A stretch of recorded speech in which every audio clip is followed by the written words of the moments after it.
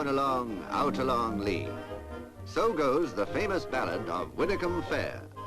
For this is an historic part of Devon, one of Britain's loveliest and most unspoilt counties. On a grey mare, or by swifter, easier car and coach, the visitor to Widecombe in the Moor is in good company. With Bill Brewer, Jan Stewart, Peter Gurney, Peter Davy, Daniel Whidden, Harry Hawke, old Uncle Tom Cobbley and all. Held every year, with an Uncle Tom Cobbley present to be sure, Widecombe Fair is a truly English occasion, built on the customs of centuries. For the quaint villages of Devon are English to the core, old, rich in tradition and proud in heritage. Not without grounds did the poet write, "What do they know of England who do not Devon know?"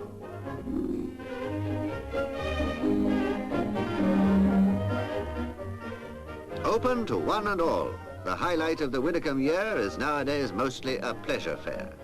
Yet once, when the men of Devon were busy making history, men like Drake and Raleigh, Charles Kingsley and the explorer Scott, Widecombe Fair was the occasion of much selling of cattle, of sheep and Dartmoor ponies.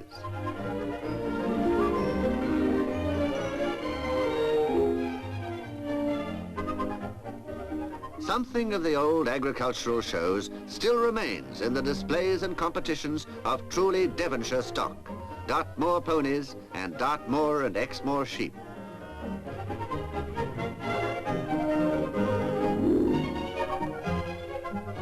There are Gymkhanas too, for the particular delight, of course, of the younger Devonians. They, the children of a peaceful, beautiful countryside, accept without question the simpler pleasures of a life the city dweller never knows. For those who live here, and for visitors who care to come this way, Widecombe Fair is one of many happy moments in the yearly life of Devon, England's Western Garden. London, too, has its little bits of country, where only the initiated could guess they were hidden. Who, for example, would start to look for a village market in the fashionable neighborhood of elegant Bond Street?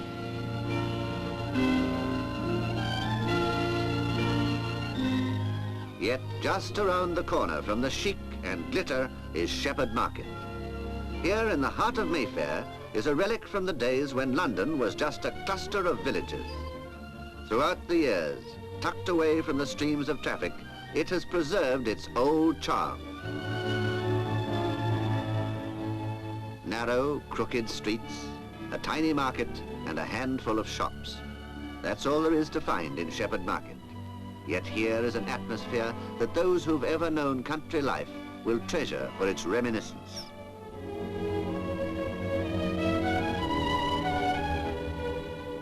The stalls, the village shops and tiny streets, these things capture the true charm of London and of Britain. Here's an intimate and colourful scene which stirs the imagination and enchants the visitor from abroad.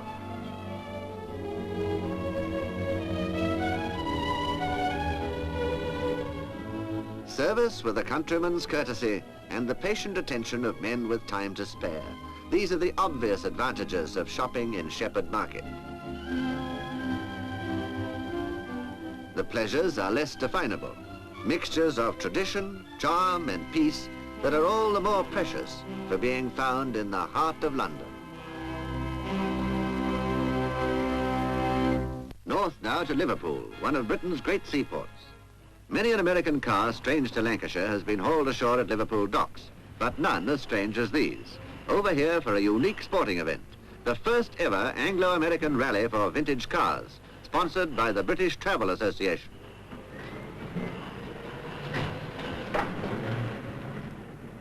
Ten in all, they're the pride of the Veteran Car Club of America, some of them 25 years older than the Cunard liner that brought them 3,000 miles across the Atlantic.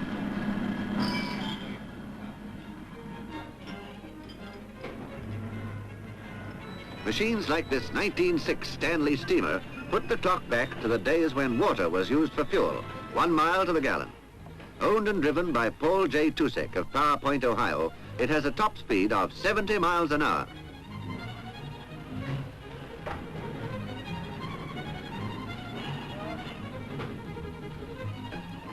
After a clean-up on the quayside, the 10 cars of the American team make their own way to Edinburgh for the start of the rally.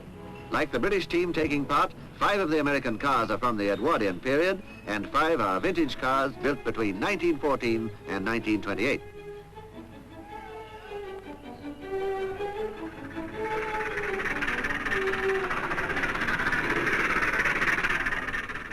They have 6 days to reach the start and to become acquainted with British roads.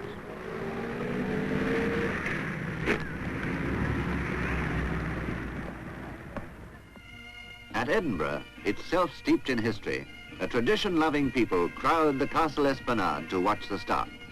And what a proud sight they make, these veterans of the road, with their polished brass and glistening paintwork.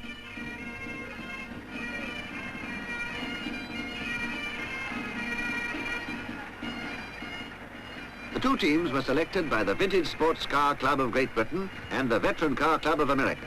In recent years, an ever-growing number of enthusiasts on either side of the Atlantic have established the value of the vintage car. Today, the glances on the streets are of envy and admiration.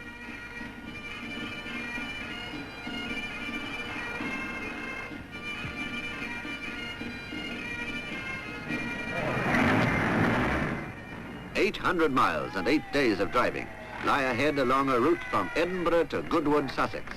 A route specially chosen to take the 20 competitors and their passengers through some of England's loveliest countryside and most interesting places.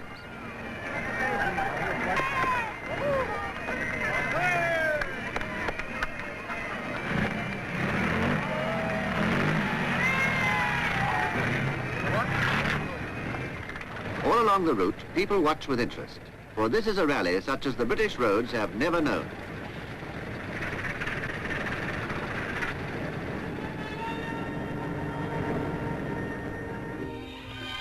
Warwick Castle, with its own vintage of 1,000 years, makes a fitting stop for those whose choice of transport is sufficient proof that they love the past. Men like A.C. Baker of Battle Creek, Michigan, driver of the Kissel Speedster.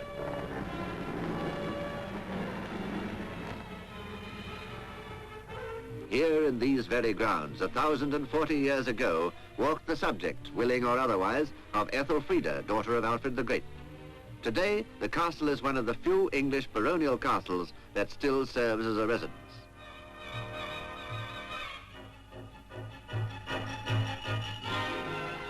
Six days of riding and the cars are still together, if not on points. Following the Pierce Arrow of American Captain Austin Clark is Britain's oldest entry, a 47-years-old Wolseley Siddeley.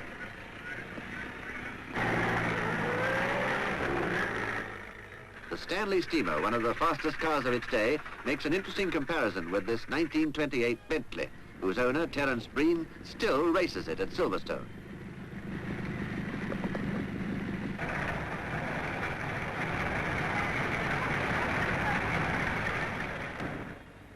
"8 miles away from Warwick, 6 minutes running time that is for the racing Stutz, is Stratford-upon-Avon. It's only 6 minutes too for the 1921 Mercer Raceabout. 8 fast miles to glorious Stratford, birthplace of William Shakespeare.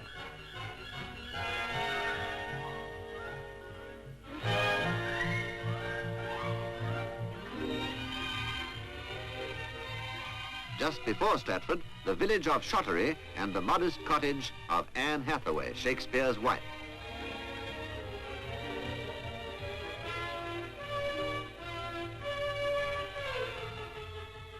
In the town itself, the house in which Shakespeare was born is today a mecca for thousands of American tourists every year. Now a museum, the house contains many valuable relics, manuscripts, and rare books.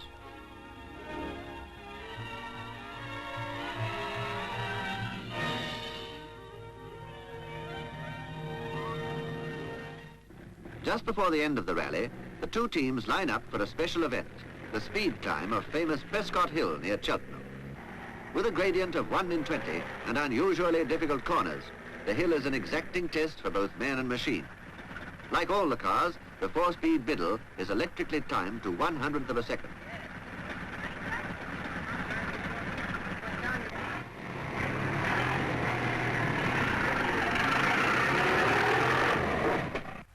The 1918 Biddle, owned by Edward Hanson of Madison, Wisconsin, starts the climb in grand style. followed just as easily by the 8 years older British car, the Rolls-Royce Silver Ghost.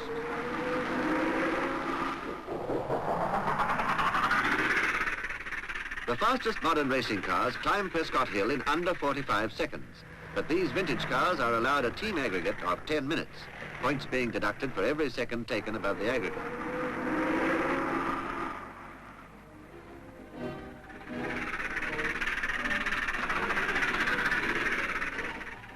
On the road once more, the rally reaches the charming market town of Marlborough.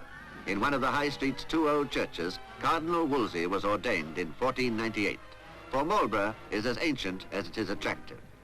Skirted by the forest of Savernake, famous for its immense birch trees, the town houses one of Britain's leading public schools.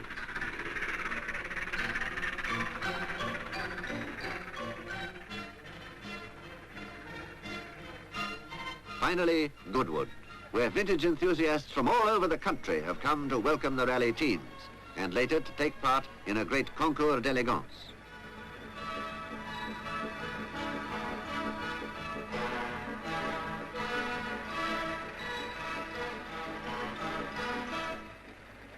By permission of the Duke of Richmond and Gordon, the famous Goodwood circuit, once a fighter airfield, provides the last laps of the vintage rally.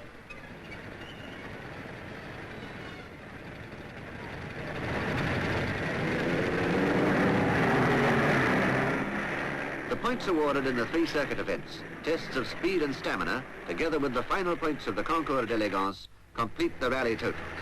Already leading on points, the British team increased their lead on one of the fastest circuits in the country.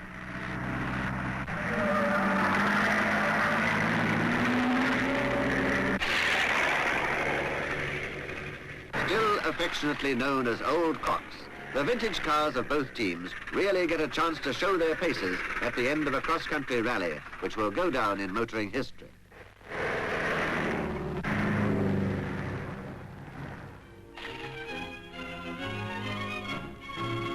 The silver trophy awarded to the British team by the Royal Automobile Club is only one of 15 prizes of the vintage rally.